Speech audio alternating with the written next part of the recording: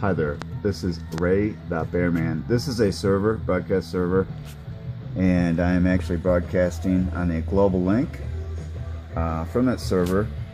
And I was getting ready to switch over to this Dell Workstation class machine. Very expensive laptop with an i7, basically 8 cores, 4 plus 4 shadows.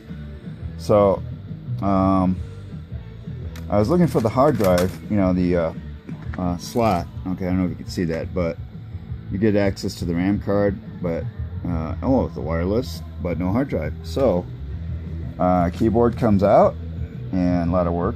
Keyboard, and then the backing, motherboard, and then there's a little improvement I made, a small engineering feat, nothing major.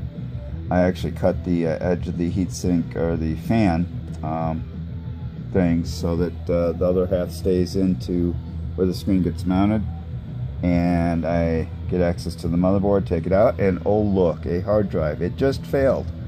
I just replaced this, but it has a full 1-year warranty. So there you have it. So this is a Dell laptop workstation class computer, and a few complex problems on how to get to the hard drive on some Dell laptops. Thanks for listening.